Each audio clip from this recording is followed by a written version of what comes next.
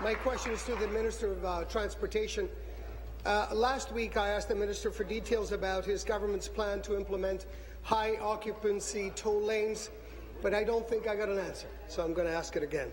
The KPMG report to Metrolinx said it costs about $700,000 to implement 1 kilometre of high-occupancy toll lanes.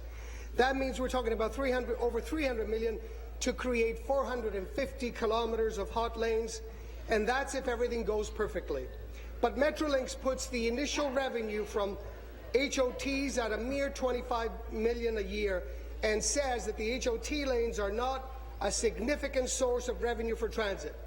Why is the province building a risky, costly and complicated new payment system for the sake of a mere $25 million a year? Question. Thank you. Minister of Transportation and Infrastructure. Thank you, Mr. Speaker.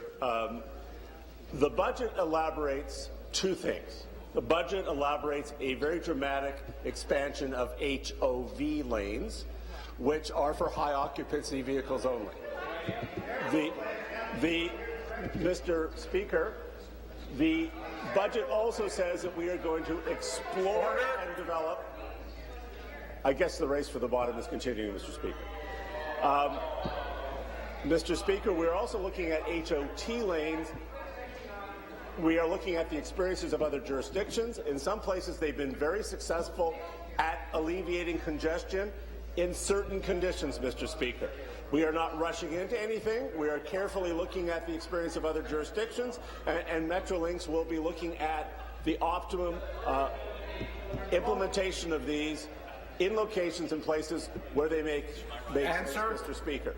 HOT lanes also serve the full purposes of an HOV lane, in addition to opening it up to additional drivers in certain situations, Mr. Speaker. Thank you. Supplementary. I mentioned that it would cost over $300 million to implement the government's new tolling scheme if everything goes perfectly well. But such schemes have not gone perfectly with this government, and I'm reminded of Pesto. Pesto was originally budgeted at $250 million, but the costs have now ballooned to over $700 million.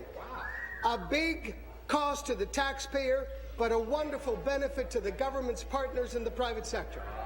And we have already begun the process of integrating Pesto with the TTC. Why should we believe that the government's new tolling scheme will not join eHealth, Orange, the gas plant scandal, and Pesto on the growing list of this government's wasteful private sector misadventures? Minister. Mr. Speaker, this government's spending on services is the lowest per capita in Canada, which means that it's lower than any of the provinces in which the third party is in power.